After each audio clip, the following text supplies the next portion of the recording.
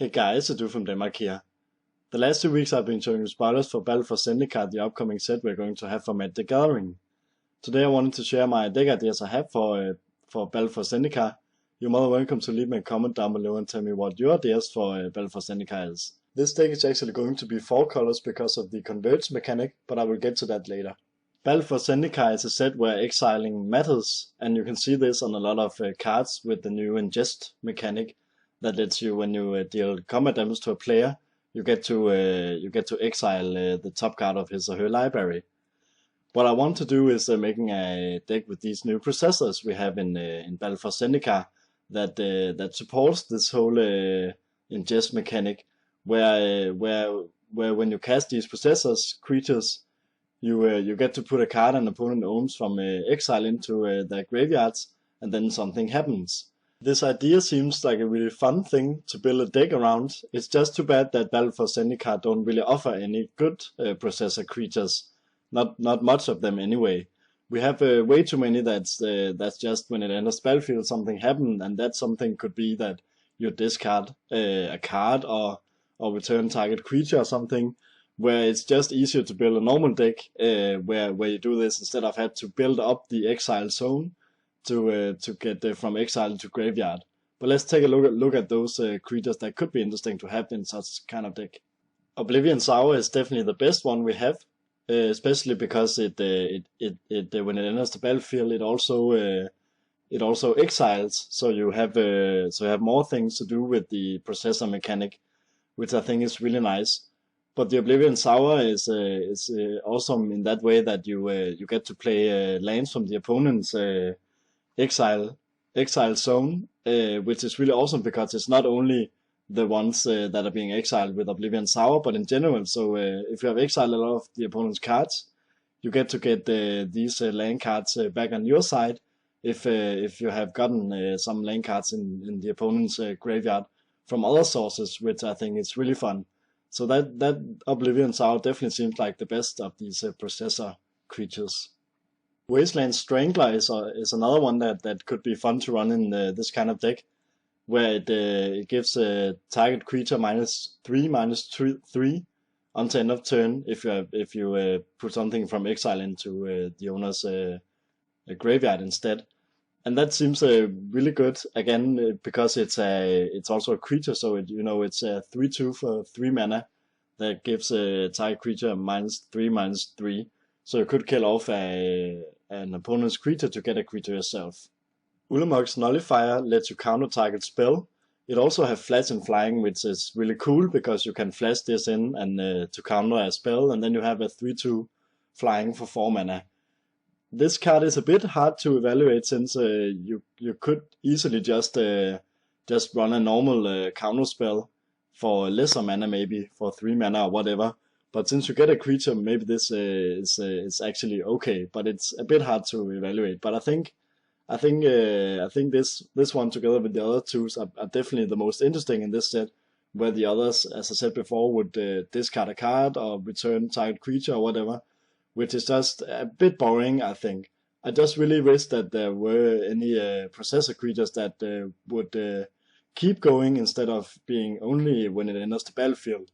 I'm hoping we will see that in the next set maybe, because so far the processor mechanic have been a bit boring, I think. If you look at creatures with the ingest mechanic that could help us with fueling the exile zone, we have Benthic Infiltrator, which can't be blocked, which I think is really awesome because then you of course can attack with it, and then you fuel the exile zone. This is a 1/4 for 3 mana, which is also really good because it can defend itself really good. So this card definitely seems good to have if you want to build up the exile zone for these processor creatures. Phantom Feeder is also another great creature with the ingest mechanic, where this one has Death Touch and then the ingest mechanic, and for 5 mana you can actually draw a card to let each opponent exile the top card of his or her library, which both with the ingest and for 5 mana you can really fuel the exile zone. This only costs you 2 mana and is a 1/1, which I think is really awesome. And because it had the Death Touch, the opponent might want to be afraid of blocking, so you can get the ingest through to fuel the exile zone. So I definitely think this creature is really awesome. Mist Intruder have flying and ingest, which means that because it only costs you 2 mana, it's easy to get out early and can fuel the exile zone for you because it have flying and can probably fly over the opponent if the opponent doesn't have anything to block with. So I think this is also a good creature to fuel the exile zone. In the deck I want to make, I actually don't have that many ingest creatures because I think the ingest mechanic is way too slow. But thankfully we have a lot of cards in Battle for Zendikar that lets you exile creatures of the opponent, and also in funny and interesting ways, like with the spell Shivel, where you counter target spell unless that the controller pays 4 mana. And if it is countered, you exile it instead of putting it into its owner's graveyard. This also goes for the brutal expulsion, where you get to choose one or both, where the second one deals 2 damage to target creature or planeswalker, and then you get to exile this creature instead if it's been put into the graveyard. Transgestive Mind is also another one where you get to exile something after have been looking on the opponent's hand, and complete disregard, exile target with a power 3 or less. So we have different stuff that lets you exile the opponent's different creatures and spells and so on, which I think is a lot more faster and useful for if you want to fuel the processor creatures. I started this video with talking about that this is actually going to be a 4-color deck because of the new converge mechanic that really wants you to build heavy colored decks with a lot of colors.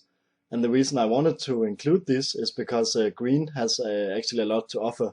So far this deck have been mostly red, blue and black, but the green have a lot to offer when it comes to getting these smaller spawn creatures, which will be really important if you want to cast big Eldrazi creatures fast. If you look at a Converge card that's green, it's a Woodland Wanderer that costs you 4 mana and it's a 2/2 with Vigilance and Trample. And then if you have a lot of colors in this, it could be, for instance, a 6/6 with the Vigilance and Trample if you paid 4 Drifting colors, which I really want to do in this deck, for instance. So I think this is a really awesome card that only gets stronger if you build more colors into your deck. Radiant Flame is a red converge card that lets you deal X damage to each creature, where X is the number of colors of mana spent to cast Radiant Flames, which also I think is really awesome because you can choose yourself if you want to deal 1 damage, 2 damage, or 3 damage. Of course, dealing only 1 damage for 3 mana isn't that good, but maybe you can kill off small creatures without killing your own creatures.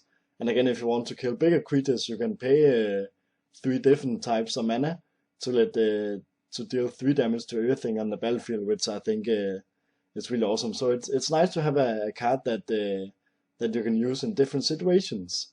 Bring to Light is this awesome sorcery cards that you can spend actually 5 different color of mana if you want to do that. But in this deck, you can with 4 colors that we have, we can spend 4 different types of mana to search for an instant sorcery or creature card and play that card for free, which I think is really fun. Again, with the converge mechanic, there are also a lot of non-interesting cards that doesn't really do much. But I'm looking forward to see if the converge mechanic will go on in the next set. And if we will have a stronger focus on 5-color decks, because so far this converge mechanic really needs some support. I'm still thinking about if I want to put green in or just stick to blue, black, and red. But I think this processor mechanic could be a fun playstyle. Although it seems to you really have to do much in order for these things to work, with the keep exiling stuff and so on. So it might not be that great in the end, but I think for a casual deck this could be really fun.